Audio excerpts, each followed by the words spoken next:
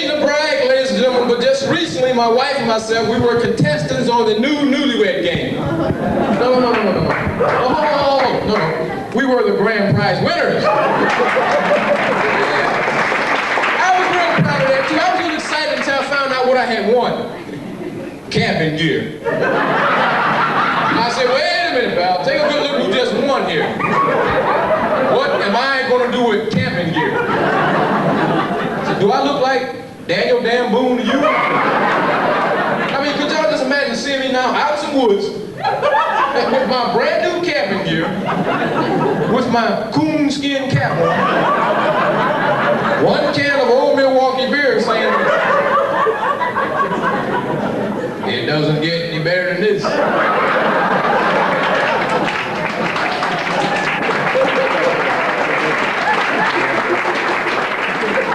Well, I think you can get a lot better than that. Yeah. Like a nude beach in California with buck-naked women running around. Yeah, good there. How many people watch the Oprah Winfrey Show? So I guess the rest of you people got a day job, right? Yeah, someone's employed in Ohio. How many people agree with me that Oprah Winfrey needs to see a laugh therapist? Have y'all ever heard this lady laugh? She laughs like one of the Three Stooges, don't she? Have you ever heard her get excited on the show? She sounded like this.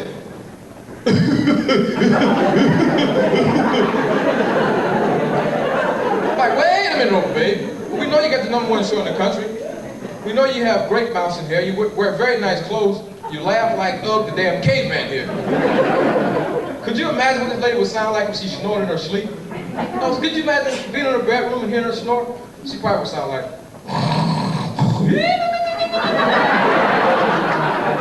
Cut it out.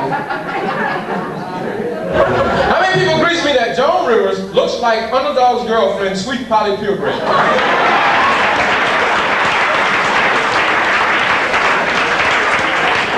If they would ever do a full-length feature film of Underdog, she's sure to get the part. It's on top of my mind.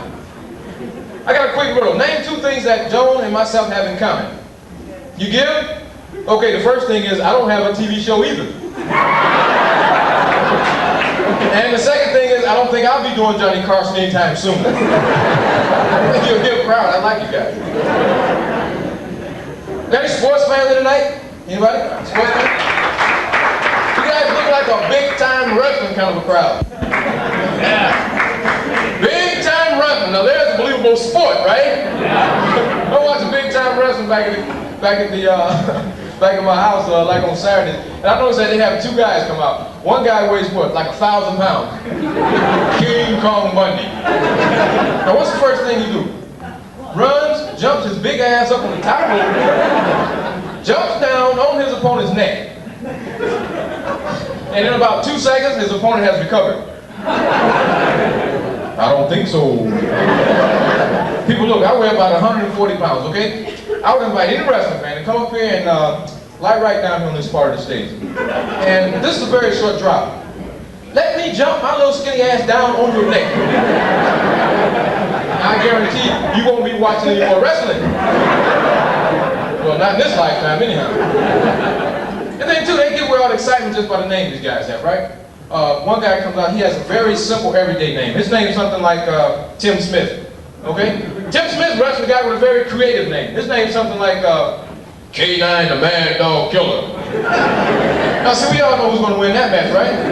Yeah? We all know that Tim Smith is going to get his ass dusted off that night, right? K9 will whoop him like he stole the church collection. Jim Baker about for that. We got any PTL club members here tonight? Not anymore, John. PTL, who knows what PTL stands for? Pay the late. Whatever happened, praise the Lord. Pay the late. I like that answer. Write that down for me. I'll use that in my show from now.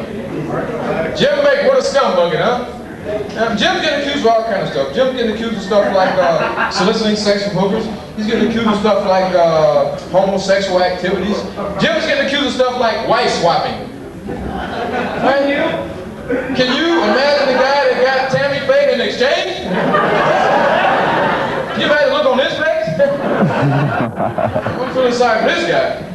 Felt a little bit sorry for Tammy Faye too. As a matter of fact, I like to meet her in person. I really would. I just kind of casually go up to her and just kind of put my arms around her. And put her in the hair like I wore some of that makeup on her face. And then just kind of slap the shit out of her. Cut it out. And what about the latest version of wrestling? Glow, gorgeous ladies of wrestling. How many people have seen this show? One of the best prime time television, huh? Right? I'm watching these ladies get interviewed. One of them says, she had the audacity to say something like, well, unlike mud wrestling, what we do is a highly skilled profession. And besides, we would lower ourselves to rolling around on mud on national television. I said, yeah, sure, babe. But they'll get on national television, roll around with their swimsuit skinned up in their butt. Now, we all know it takes a lot of skill to do that, right? How do they select these ladies? What do they do? Make them audition? What do you have? A guy sitting in the office behind the desk, they make him like put a swimsuit on and parade back and forth in front of him? Well, did I get the part? No. Well, why? Well, because your swimsuit ain't skinned up in your butt right. And that joke pretty much sucked, and I'll never do it again on PM magazine.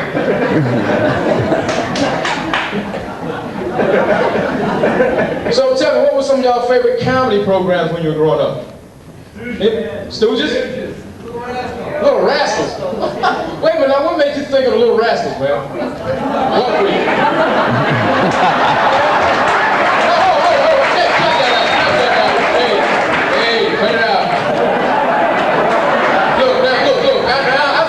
Decent looking guy. Now I wouldn't go as far as saying I'm handsome, but I think I look as good as Michael Jackson. How many people think I look like Michael Jackson? Okay, fine. How many people think I look like maybe Lionel Richie? Okay, how many people think I look like Buckwheat?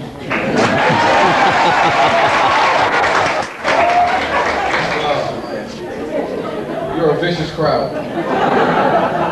Well, as a matter of fact, one of my favorite comedy programs when I was growing up was The Little Rascals. And one of my favorite episodes on The Little Rascals is when the gang went to the haunted house and they were trying to get Buckwheat to come in.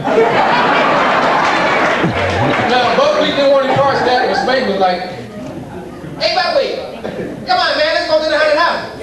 Buckwheat was like,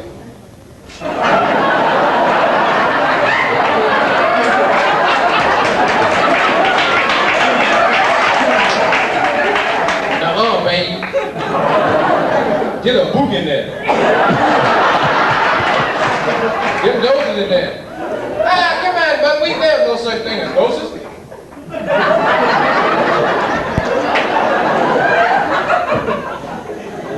Kiss my black dad, baby. Get the butt out my baby. You must think I'm a damn boo. All right, well, for the Little Rascal fans, thank you.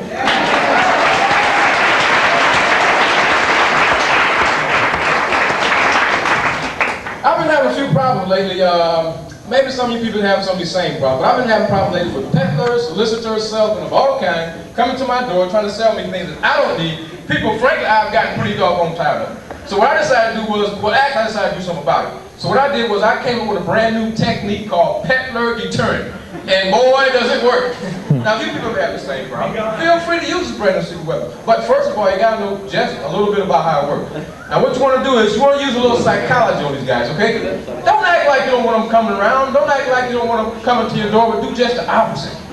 Act like you've been waiting on them all day. But now the most important thing is you gotta make the ugliest, most ridiculous face you possibly come up with. So when they knock on that door, ring that doorbell, do this.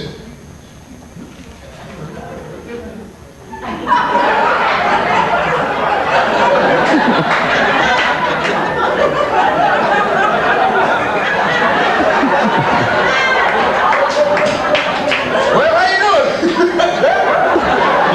That's the man on this. Oh, we've been waiting on you all day.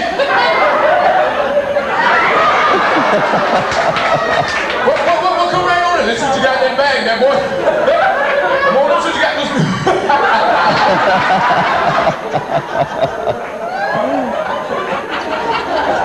You keep up funny, I'm not scaring y'all now. Hey, I know I make a pretty ugly face. I wouldn't want to scare anybody out of here. Now, if that don't work, go into phase 2. Ask them for something that you know they don't have. Ask for something that'll piss them off, like, you got any money? Can you loan me $5?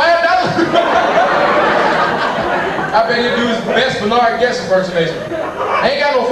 Get out of here. Don't move. I'm backing out of the door. Don't move now. Now, see, you people looking at me like, well, you know, as a matter of fact, I look around and other than myself, I notice that only a few people, just a few people, don't even have to make an ugly face. All they gotta do is open that door and say, can I help you? Now, see, y'all act like y'all never seen anybody ugly, don't know any ugly people. But everybody has at least one ugly friend, right? And people with ugly friends, they always tend to take up for them. They always try to say things nice for them, like, they'll say stuff like, well, oh yeah, he's ugly, but he's nice.